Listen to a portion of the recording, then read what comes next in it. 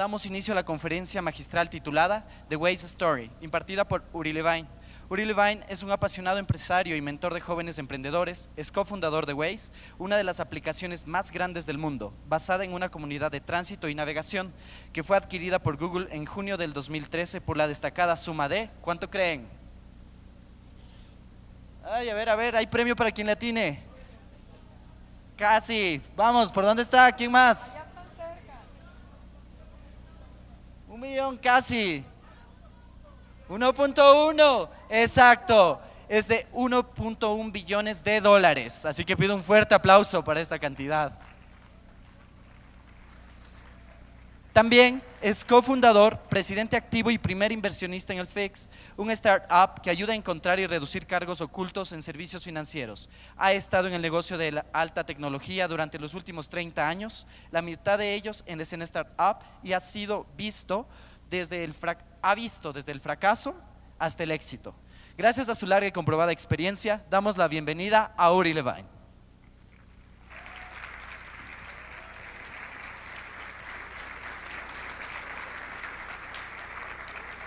Pero que se escuche, ¿no?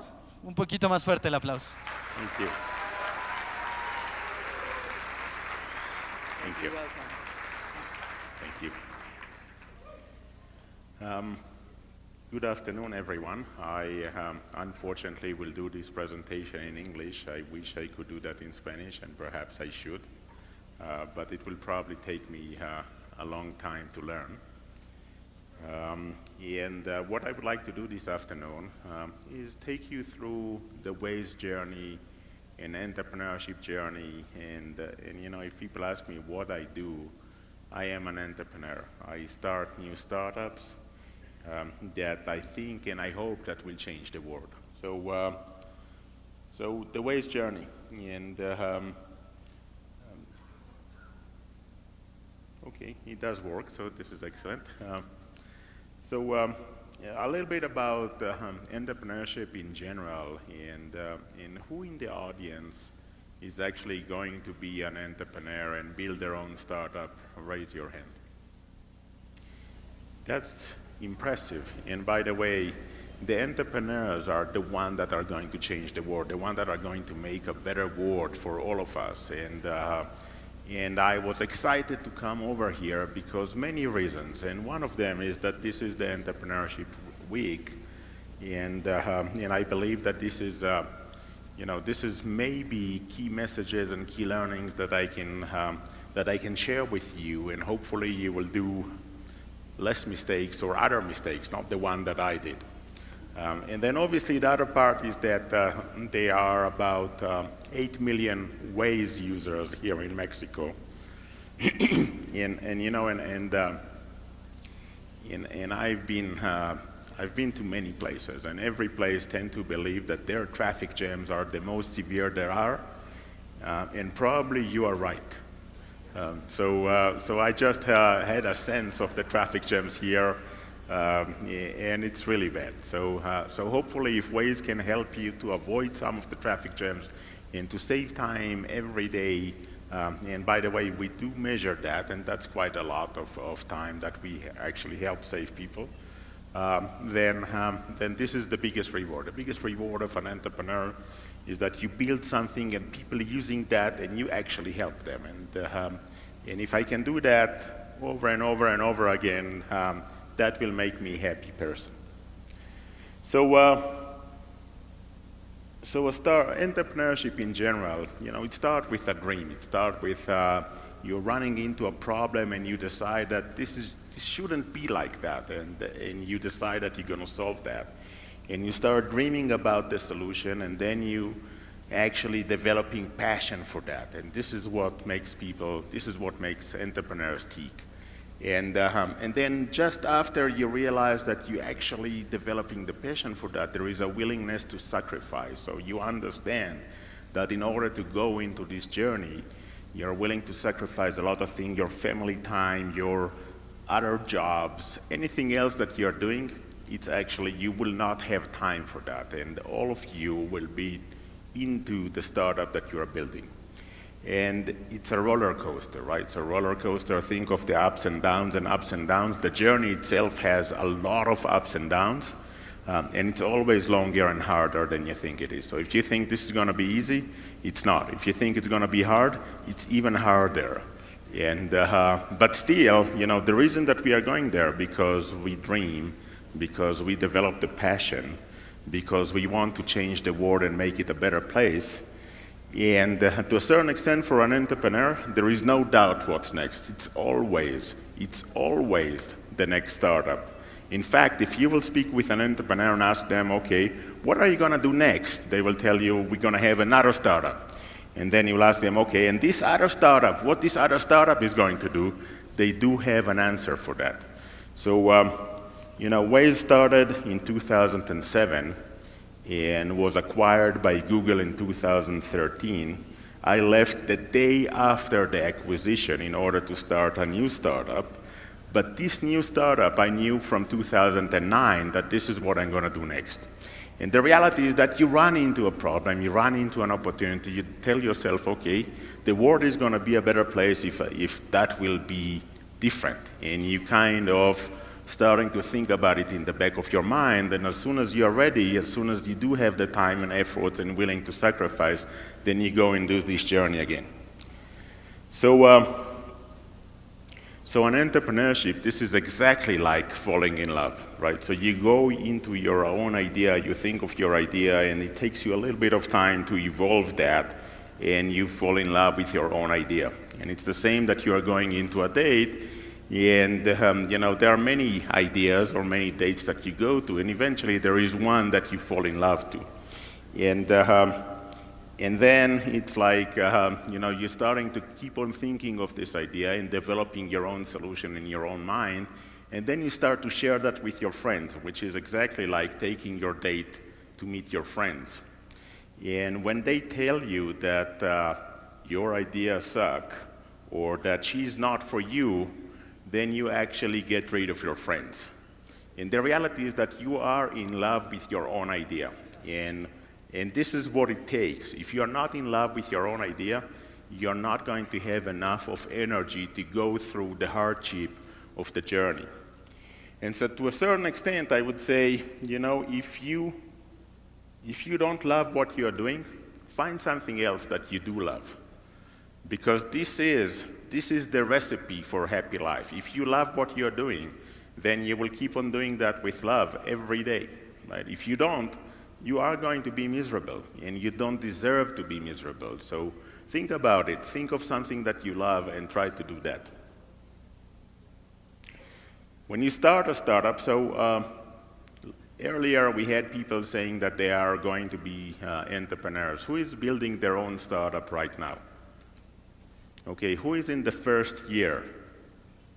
Excellent. So this is specifically for you, right? So think about these key for success in the first year, and the first one will be fundraising, right? So ask yourself, do I need to raise funding? Or can I become profitable, or maybe I have enough to carry me through the period of time? If you need the fundraising, then ask yourself, what do I need to show? What assets do I need to create in order to raise funds? And then you build the plan to achieve those, and then you go and raise funds. The next thing that is critical is actually the DNA of the company. And in many cases, we start with a mission. We know what we are going to do. We know what's the problem we are going to solve, and we're starting building the solution. So we start with the mission. But at the same time, when we start, we're also starting a company. And this company will have a DNA, will have a business culture, will have a company culture that is up to us to decide on day one what kind of company we would like to have. When we started Waze, we decided that Waze is going to be the best working place we ever had. During the 5 years that Waze was independent, about 5 people left. That's it. People stayed because it was the best working place. And if you build something that the mission is right and the DNA is right, then you're actually enjoying every day that you're there, and you know that the cause is right. And this is probably the most important thing in order to be successful. maybe the most critical one is the focus. So, we entrepreneurs, they fall in love with their own ideas. They have the tendency to believe that they can do everything, even though that we are not. But the reality is that in order to be successful, we only need to do one thing right. And so focus is not about what we are doing, it's about getting rid of everything else. So the hardest decisions is what not to do. It's very easy to say we can do everything, but we can't. We need to do only one thing right.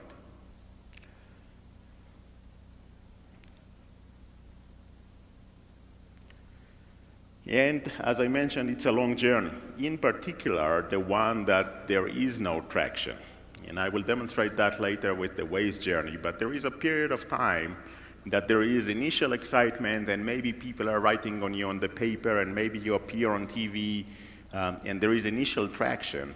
But then the product is not good enough. And it creates lack of traction for a long period of time. And only if your mission is right and the DNA of the company is right, you would go through that period of time. And imagine that as trying to cross the desert, right? So try to imagine that, right? So you're looking at the desert, you are in the middle of the desert, you're looking around you, and it's only sand and sand, right? And you keep on walking the same direction, you walk and walk and walk and walk, and it's still only sand and sand around you. And the reality is that you are very likely to get out of the desert if you would keep on going into the same direction. If you'll start changing your direction, then you might be going around and around in the middle of the desert, and eventually you will die. As a startup, you will die. This turns out to be maybe one of the key learnings that I had in general in Latin America and in many other countries. What prevents a lot of entrepreneurs of going into this journey is fear of failure. So they're afraid of failing. And the reality is that if you're afraid of failing and because of that you are not doing, you already failed. But the journey itself is actually going from one failure to another failure. You try something, it doesn't work. You try something else, it doesn't work. And you keep on trying until you find something that does work. And then you know that you are actually on the right path. But the realization of the journey is that you have hypotheses, you have assumptions, and you are trying to find whether or not they are right. And this is going from one failure to another failure, from one test to another test, from one try to another try, until you find something that works.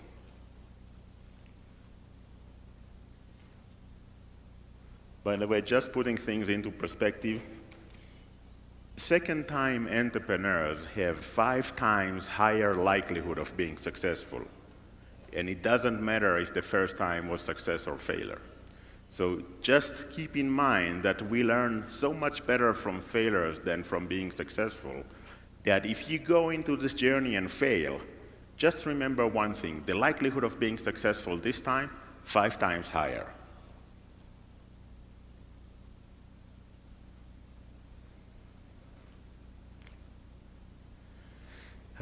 One of the best ways to think about big ideas, ask yourself, if you are successful, how the market will change. Who is going to be out of market if you are successful?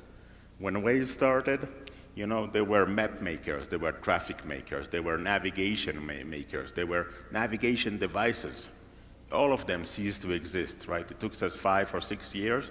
And after that, today, there are still map makers, but they are much smaller today than before. Nearly no one is trying to build traffic information anymore. Navigation apps, nearly nothing. Navigation devices, they disappeared. And part of the journey of building a startup is that there is a lot of alcohol in the startup, right? So think about, every time that there is a good reason to celebrate, we'll open a bottle of tequila. And there are many reasons to celebrate, in particular in the beginning. So when you launch the product, this is a reason to celebrate. When you hire the first person, this is a reason to celebrate.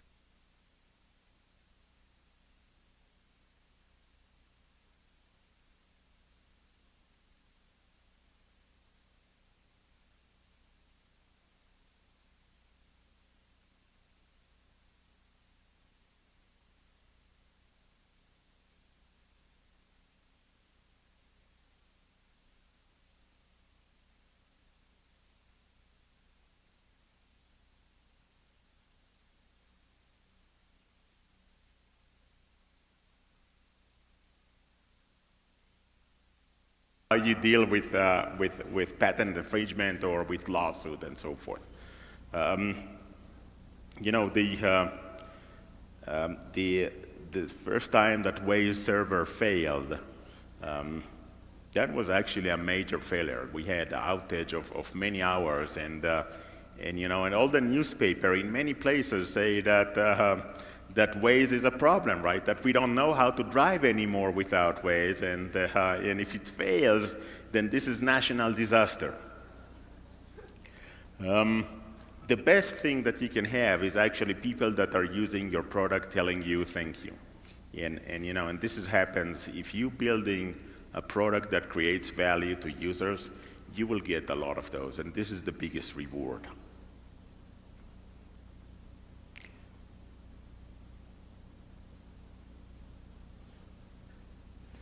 So we have a little bit technical difficulties, but sometimes it does work. Think of this journey, right? What we are actually looking for is a problem that's worth solving, a problem that we would like to solve, that the world is going to be a better place if we will solve that problem. And immediately after that, we are looking for the users that actually have this problem, because initially we start with our own problem usually, and we tend to believe that everyone is like us, so everyone do have the same problems.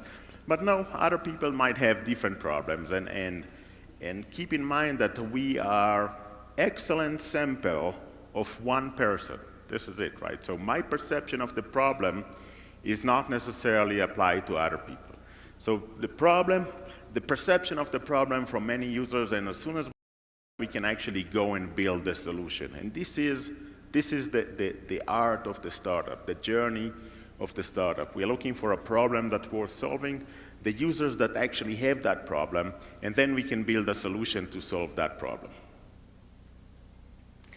And by the way, I've seen many ideas coming to me with a solution that is then looking for a problem, right? So we have built this technology that can do A, B, and C. And the first question that I asked them, okay, and who needs A, B, and C? And they don't know. So if you don't know who are your users and what problem do you solve to them, go back to the drawing board and ask yourself these questions. So with that, let me go into the Waze journey. And I would start because this is the magic part of it. And this is where, you know, at the beginning, no one believed that it can work. So that was the map of Tel Aviv when we started. That was actually the map of Mexico City when we started here. Blank page. This is it, right? No maps, no nothing. And when people drove, we collected the GPS from the device, and if we would took this data and draw that on this piece of paper, it would look like that. And if we take that from a lot of users, it will start to look like that. And this is, you can start to imagine that as a map, right? So if I will tell you that this is a traffic circle there in the middle, it does look like a traffic circle, and it is a traffic circle. And if you look at more dense area, that will be main road versus street, and if there is an intersection that no one is making a left turn, then the system can conclude that no left turn is allowed. And you know, if there is a road that there are 100 people going into one direction and there is no one else coming that direction, that will be one-way street. And if there is a road that there are 100 people going into one direction and only 5 coming the other direction, that turns out to be one-way street in Tel Aviv. So the reality is that this is how we drive, and when we launched globally, there were places that we actually need to readjust the algorithm. Now, we created automatically a map out of that, which is not a searchable map, and the street names actually came through map editing tools that we have created and allow people to actually use them and add street names and house numbers and points of interest and other attributes to the map that makes that a map. Now, if someone drives slow, we realize that there is a traffic jam, and once we have a lot of users, then all of a sudden we can create a complete map and a complete traffic map where traffic jams are. Now, the important part is that this is done nearly 90% automatically, maybe even more than that.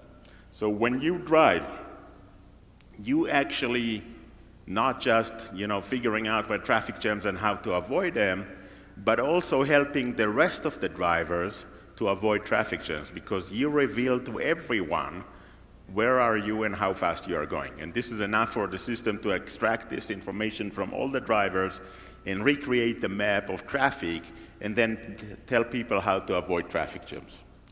Is that really works? Well,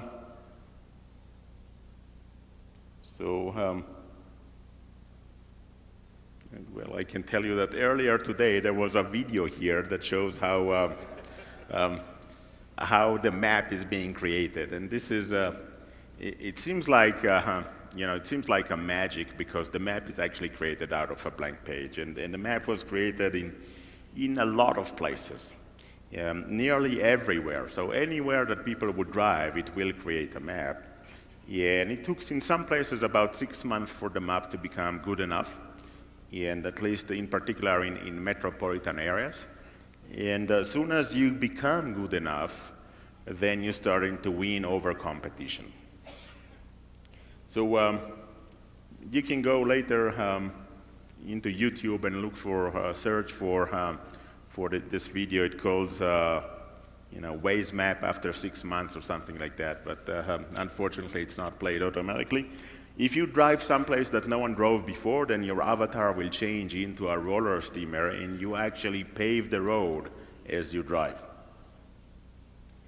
And this is, I think, this is, so Waze is a crowdsource, right? It's being created by the drivers, for the drivers.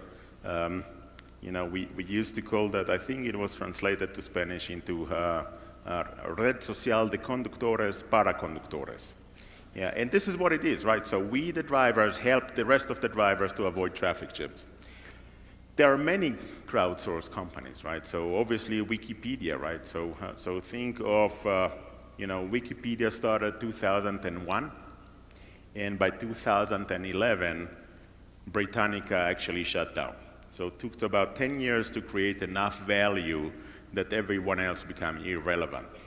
So crowdsource in general works in two fashions, right? Only two fashions.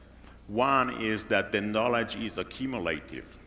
Wikipedia, for example, or the map and street maps and street names and house number at Waze. The other fashion, which is, for example, how Google works, is automatic. So when you search something in Google and then there is a list of options, you click on one, the algorithm takes that into account and basically tells himself, okay, if someone looks for that, this is what they mean. And this is being done automatically, the same as the traffic at Waze. So only two options. If your knowledge is accumulative, you can do that. If you are collecting data automatically, you can do that. If you try to create knowledge base that is based on crowdsource, which is real-time data with active participation, you will never reach critical mass. It's not enough. So Wikipedia, Waze, critical thing of the aspect is that you need to trust the data. Now, Waze never validated the data. We didn't know. If people would provide false information, we wouldn't know. But we have created tools for the people to actually monitor that and basically override information that is inaccurate. But we as a company, we never knew which part of the information is accurate and which part is not. The reality is that if you create the tools, most of the information will be accurate most of the time. Sometimes there will be deviation, but in reality, this turns out to be very, very small fraction. So the Waze journey, it started in 2006, and the one that started with the CTO of Waze, and he actually tried to build something on that will create maps automatically. So as you drive, it will create the maps, and it was running on a PDA. There are some young people in the audience, so I'm not even sure that you know what a PDA is. But long time ago, just before we had smartphones and iPhones, there was a digital device like a pocket computer that was called PDA, and the first version of Waze was running on PDA. And it was only out by himself, and he was trying to do that not even as a startup, but just as a project in Israel. And only in 2007, we decided that we're going to do that.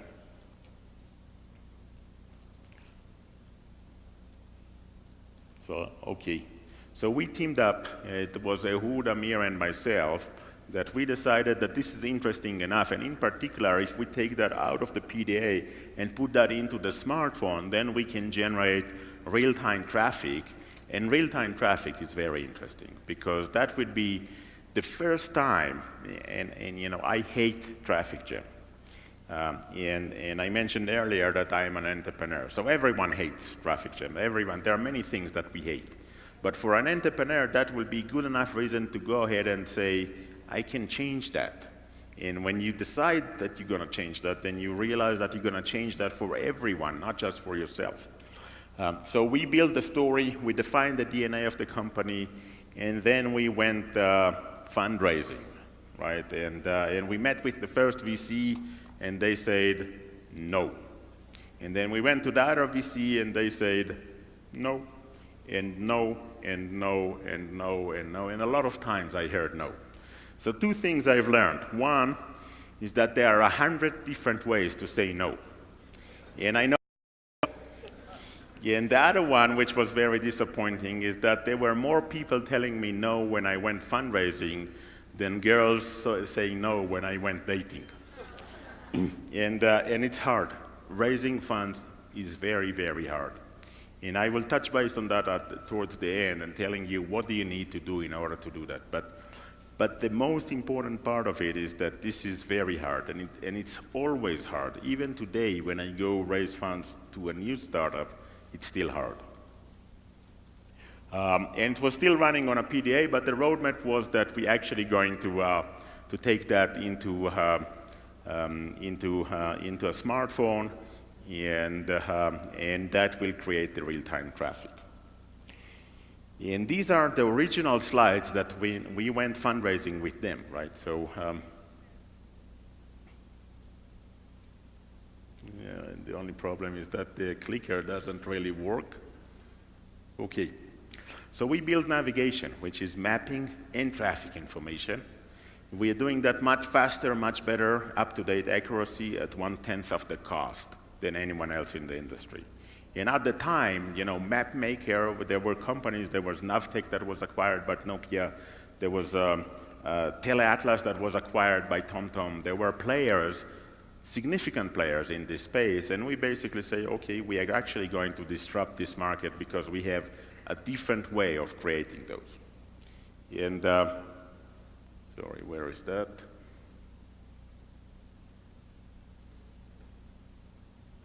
Okay, and the smart or the magic is with the fact that we are actually doing that automatically. So automatic user-generated content. We collect the GPS data from the device as you drive, and you don't have to do anything else except driving. And that creates, for us, that was the magic. For the investors at the beginning, they didn't believe it can work. And, if you would go to all of the successful companies that were startup at the beginning and went fundraising and ask them, how was that at the beginning? Nearly no one believed in them. It was the same with Google, it was the same with Facebook, it was the same with nearly everyone. That people don't believe when you have an innovative approach, when you have a disruption approach. What they do, they go and speak with the experts, right? Now the experts, they know how to make maps, right? They know how to collect traffic and build traffic information. They don't believe that crowdsource can do that. And so, in general, they say, this is impossible. And it's huge reward when people tell you that this is impossible and you just go and prove that it is possible. So that was 2008. We started a company, we called that LinkMap at the beginning, and we raised $12 million. So eventually, after all the 100 different ways of saying no, I found out how people are saying yes, and And we started, we built the first version that was running on a smartphone, and that was running on a Nokia phone, right? So think of the history line, right? So dinosaurs, PDA, Nokia, and we are here today. And it's quite scary, right? So 10 years ago, Nokia was the biggest name in the mobile industry, and they disappeared in less than a decade. And is that possible that companies that we see today will disappear in the next decade? It's more than possible. It's actually going to happen. Now, the only problem is that we don't know whom. If we would, then we will sell short on that. But we don't know who is going to disappear. But there will be disruptive technology. There will be different ways of going into the market. There will be disruptions in the way business is being conducted that will reshape the market, and some that will not adapt fast enough, they will disappear. 2009, we finally launched a product. And we started in Israel, we launched the product in Israel, and then later on in the US, and towards the end of the year, we launched the product globally. And essentially there is ways everywhere because everywhere that you drive with the app, it will start creating the map. And if we reach critical mass, then the map will become significant. And we brought Noam as the CEO in 2009. I was the CEO at the beginning, but I hate to be a CEO. This is so at the beginning it's excellent, right? So you create the vision and you recruit the people and you define the DNA and you're doing everything. But after maybe the first year, then there is the realization that you need to deal with execution and with everything that you need to deal with, and I figure out that I actually hate that. So that was 2009. And then happens 2010. And the reality is that in 2010, nearly nothing worked, right? So we launched the application in the US, and it was not good enough. So people will try that, and they would get awkward routes, and they would churn, right? They will not keep on using the application. And that was pretty much the same nearly everywhere. And we had a little bit of success in a few places in South America, so in Ecuador and Colombia and Venezuela, and in a few places in Eastern Europe, so in Czech Republic and in Latvia, and in a few places that we have seen success in that, the magic happens. So we have enough users, and we are reaching critical mass of users, and they create better data, and the better data brings more users. But that didn't happen in the US, that didn't happen in Western Europe, that didn't happen in big countries. And everyone was thinking that, okay, this is pretty good solutions for small places, but it doesn't work in large places. And then towards the end of the year,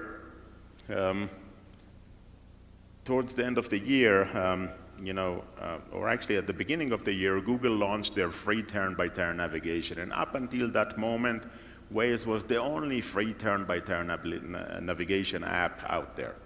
And everyone told us that we are doomed, that we are going to die. And the scarier part was that, including our own investors, they stopped to believe in us. And we believed, right? So we were still in love with the problem we are solving. We believe that we are addressing something that is completely different, which is commuting, right? Going to the work every day and not necessarily navigating or not searching for different places. And during 2010, we were in a position that, so I remind you this slide, right? So we were in lack of traction period. And it was frustrating because we hear from the users what doesn't work, and we collect data from the system so we understand that what doesn't work, and we go and fix that, and we release a new version, and it still doesn't work. It's still not good enough. And we did that one iteration after another iteration after another iteration throughout 2010. We did multiple iterations that were focused on, let's make that good enough. And every time we were collecting information, understanding what doesn't work, fixing exactly that, and then just in order to, pass this hurdle and face the next one. And that was the journey of 2010 that eventually ended up with making it good enough, and we have seen that coming only in 2011. That was actually pretty frustrating, standing here and clicking on this thing and it doesn't work. So that was the idea. Okay, so 2011, we finally got it working. And the way that we have actually saw that was that there were more and more places that we are reaching critical mass. So if you think of the US, that was metro by metro. So Los Angeles was the first one, and then San Francisco, and then Chicago, and then Atlanta, and then New York, and then Washington, D.C., and one metro after the other that we have reached critical mass, and all of a sudden that becomes the preferred driving application so I see a lot of people waving because it's hot. It's also hot here, so if you want to join me here, I can promise you that this is hot here as well.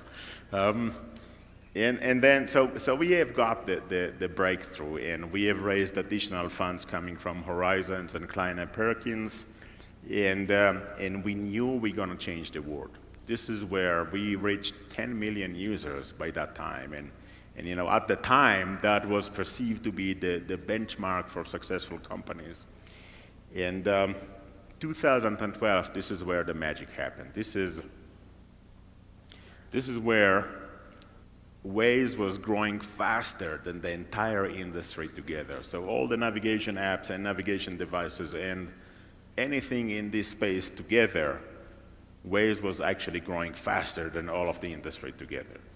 And in 2013, we were growing at about 4 million users a month, and Google came up in the middle of the year and basically put a proposal to acquire us. And there were a few things that we discussed with them, that Waze will remain Waze and still helping drivers to avoid traffic jam. But eventually, that was a pretty quick deal for everyone, and Waze was acquired June 2013. And I left the day after, literally the day after the acquisition, I left in order to start a new startup. And so let me go into some of the key conclusions, and if you want, they will be the sum of all of my failures. So all of my mistakes are going to be in a few slides that have the most critical tips for entrepreneurs. And if you write them down, if you take a picture of them, and if you would remember to avoid them, then maybe I helped you just a little bit to build your startup being more successful. So remember the journey itself, we're looking for three things, right? The problem that we want to solve, the users that actually have that problem, and then we can build a solution for that. And we are looking for something that works. So we are in the journey of searching for something that works, and every time we try something, and if it doesn't work, then we try something else, and if it doesn't work, then something else, and so forth, until we find something that works. And then we're shifting gears and starting to replicate that. And when we replicate that, then you actually run into the same problem, right? So you don't know how to replicate, and you think you do. You try something to replicate that, and it doesn't work. You find something else, you try something else, and eventually you find something that replicates that. And so the journey has multi-levels in that sense, that every time you're looking for something that works, as soon as you do, you move to the next step, which is let's replicate that.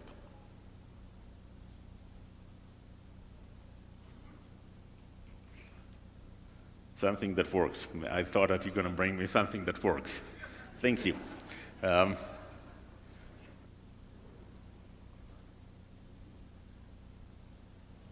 Okay. If people would have told me that I have only one slide, I would be using this one. So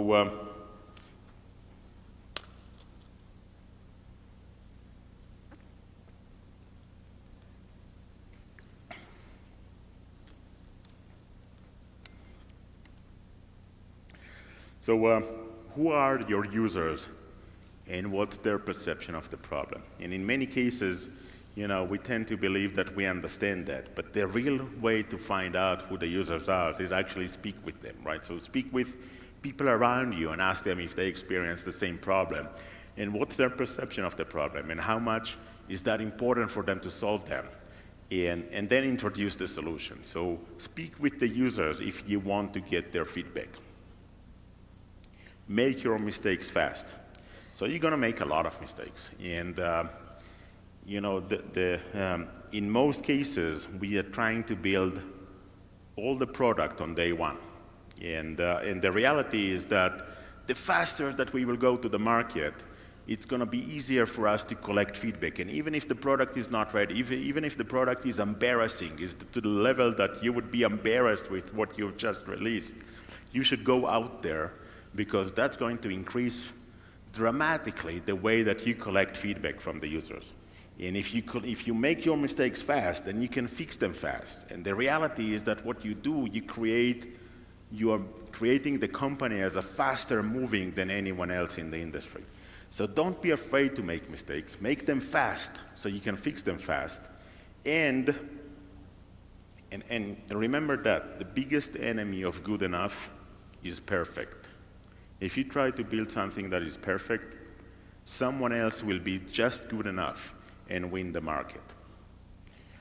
The DNA and the mission defines the journey that you're going to have. If you don't build the mission and the DNA right at the beginning, if you don't know what problem you're solving and why the world is going to be a better place if you are successful, and if you don't make sure that you build the right team around you, people that are committed to solving this problem, people that can work together, people that enjoy working together, then during the journey, you will have a hard time. You would look at your own company and you will tell yourself, this is not what I was dreaming of.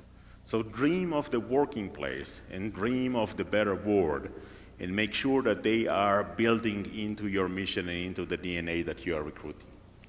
Fall in love with the problem, not the solution. This is what my shirt says. This is maybe the most important one. If you fall in love with the solution, the problem might disappear and you ended up with a solution that is not relevant. Stay focused on the problem. And the reality is that the most successful companies are the ones that actually claim ownership of the problem and not the solution. The solution will change over time. Focus on the problem. Focus, we mentioned that, it's not what we are doing, it's what we are not doing. These are the hard choices. The main thing is to keep the main thing the main thing. Everything else is not important. And don't be afraid to fail.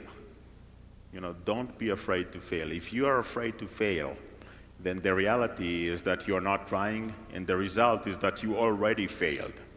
So don't be afraid to fail.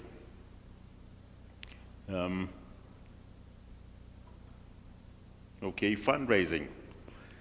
A couple of months ago, I went into one of the Israeli VCs and sat down in a conference room with one of the partners, and I asked them, how long does it take you to decide if you like the entrepreneurs or not? And so he was looking at me and asked me, okay, do you want the real answer or the right answers? And I say, I heard the right answer so many times. For a change, I want the real answers.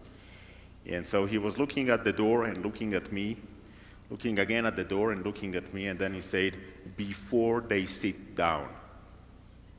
What it means is that it takes seconds to have the first impression. And it's the same, right? If you're going to recruit a new employee, it's going to take you seconds to decide if you like the person or not. If you are going on a date, it's going to take you seconds to decide whether or not you like the date or not. And then you have very few minutes to either let it sink or change your mind. Few minutes, that's it, right? So if you are going into a meeting that is going to be an hour, after 5 minutes, everyone knows if it's relevant or not.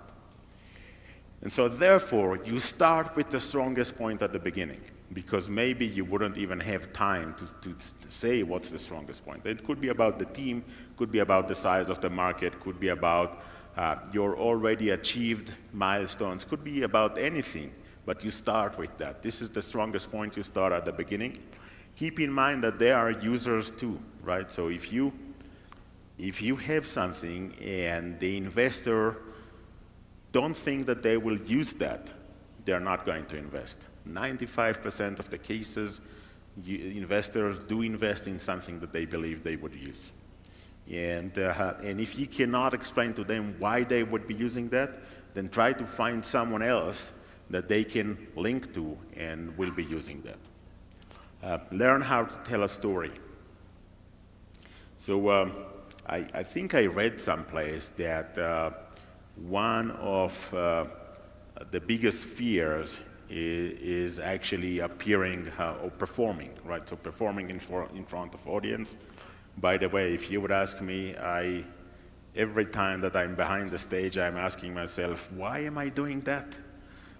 And the key reason is that I believe that I have a message to deliver, and I'm overcoming my fears of being on stage, and in particular this stage, because there is no podium that I can hide behind it, and so it's scary, right? And it's always scary. And you look at the audience, and in particular, you don't even know what they think, and so it's always scary. But you have to learn how to tell a story if you want to deliver your message, because we tend to believe that we are rational, but we are not. We are emotional. All those decisions are emotional based. And if we can create a story that have emotional engagement, then we can engage the investor, then we can engage the users, then we can engage many people that would use and would actually create some sort of emotions. So if I can tell you, we hate traffic, right? And we encourage emotions, right? And if we encourage emotions, then we not only encouraging usage, we also encouraging us, people telling other people, and this is critical in order to be successful. So storytelling, if this is a VC, they don't care about anything else that is not a big market. If it's not a big market, then your investors are not going to be venture capitals. They're going to be different investors. But the venture capitals only care about big markets. And then you conclude your story with the strongest point at the end. Only 5 things that you need to say there. So what about me? There is a picture of a thinner version of me, and I gained a lot of weight in the last couple of years. But I'm an entrepreneur, and I'm also guiding a lot of entrepreneurs in Israel. And I'm doing only consumer services, so only things that everyone would be using, or hopefully everyone would be using, and only things that creates value, that are doing good. So my mission in life is doing good and doing well. So it's not that I'm doing that for as a non-profit organization. No, I do intend to make a good business out of that. But the first and the most important thing for me is that I will be able to create a lot of value to a lot of people. And that will be around money and time lost. That will be around empowering a user. That will be around making things access that are not accessible to the users. It's only about making big impact. In many cases, that's going to be disruptive to the market. So if I'm successful, markets will change. And let me touch upon a few of my startups. So ways we know. Move It. Move It is like Waze, but for public transportation. And the reality is that it's following the same footsteps of Waze, but faster. And now I think that just recently it was announced that this is the global leader of public transportation app. And the reality is that there are more people using public transportation than there are drivers. FeeX, we call that Robin Hood of fees. It deals with the biggest secret in the world, financial fees. And in the US, there are $600 billion of financial fees every year, 600 billion. This is more than the entire construction industry. This is more than the entire entertainment industry. And people don't even know that they're paying them. So So if I will be in the US and ask 100 people how much fees you are paying on your retirement plan, no one would know. If one would know, that's going to be our lucky day. And so FEX is addressing exactly that problem, telling people how much fees they're paying and how to reduce them dramatically and then allow them to reduce those fees. And we have launched in Israel in 2012, and now we are focusing mainly on the US market, and it creates an impact. And I can tell you that financial industry don't like me anymore. Rumor is a marketplace for non-refundable hotel reservation. So think about situation that you make travel plans and then you make hotel reservation and you cancel your travel plans and you get stuck with hotel reservation that you cannot use, and this is non-refundable, so you cannot cancel that, right? And so Rumor is simply a marketplace for that. Go ahead and sell that to someone else and you would recover some of your losses, and that someone else is going to probably get an inexpensive hotel night, and everyone wins, including the hotels. So hotels in general are making 30% more upsales from food and beverages and internet and whatever, so they would prefer someone to be in the room. Zik is a marketplace for store credit. So think about a situation that you buy something and you get back home and you see that you don't like it, or your wife tells you that this color of the shirt is not for you, and you go back to the store and you return that, and they give you a store credit. So they don't give you the money back, they give you a store credit that you now need to use. Around the globe, 30% of those store credits are never being used. They expired, they disappeared, they lost, something happens to them, and they never being used. These 30% is $100 billion of loss to consumers. So Zik is simply a marketplace that you can instantly take that and sell that to someone else. Yeah, and it's now operated in Israel and in the UK, and it's going to expand country by country. But the idea is that, but the idea in general of a marketplace is that you take underutilized resource and you reutilize that. You allow other people to utilize that. NG deals with the frustrations of going to the mechanic. So if I will be taking my car to the mechanic and they will tell me that I need to replace the carburetor in my car, I would say, okay, go ahead and do that, because I wouldn't know, right? I don't know, I don't understand anything about cars. Now, the reality is that they don't make cars with carburetors in the last 20 years or so, but we don't know. When we go to the mechanic, we are helpless.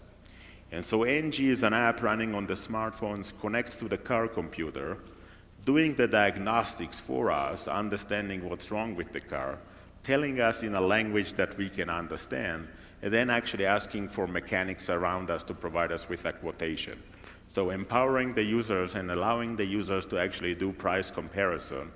And by the way, if you do price comparison, you will find out that the price varies dramatically. So maybe 50% difference between one proposal from one mechanic to another mechanic and so forth. But today, we cannot compare prices, right? You go to the mechanic, they tell you, leave the car here and we will call you, right? And they call you in the middle of the day and they tell you, okay, we just find out that the carburetor is done, right? No. Fairfly deals with the biggest secret in the travel industry, and this is what happened to the airfare after we booked our flight. So in many cases, we compare prices before we make travel arrangement, before we book our flight. And maybe we even monitor them over a period of time, and we see that they are going up and down. And at a certain point of time, we make the booking. Now, the price keep on going up and down, but we don't check that anymore. So Fairfly checks the price of our own itinerary, and if the price drops below the cancellation fee, so this is the price, this is cancellation fees, and if the price anywhere here, we are actually leaving money on the table. So it will let us know, right now you're leaving money on the table, one click, rebook the same flight, and get some of your money back. And as you can see, all of them are about consumers, all of them are about doing good to consumers, and all of them trying to address big problems. And I keep on creating new startups, about 2 or 3 every year. And hopefully I will keep on doing that and eventually solve many, many problems. So with that, let me finish with one more story. That it's an old story, so I assume that many of you have heard that, but it's always good to have refreshing to that. So there was a big conference in year 2000, and a lot of CEOs came to the conference, and the presenter was standing behind the podium, so there was a podium, and he was taking a glass jar from underneath the podium and putting it on the podium and asked the people whether or not the jar is full. And so everyone say it's not, and he say you're right. And then he, from underneath the podium, reached out to a basket full of baseballs and poured those baseballs in, and there were like 3 or 4 of them fitting into the jar, and the rest overflowed. And then he asked if the jar is full, and people say yes, the jar is full. And said, wait a minute, from underneath the podium, box of M&Ms, and he pours the M&Ms, and the M&Ms, fits between the baseballs, and ask if the jar is full or not. And people say, some of them say it is, and some of them realize that maybe it's not. And there was a bucket full of sand, so he poured some sand, and eventually he took the water, and I wouldn't pour the water, but I'll drink a little bit.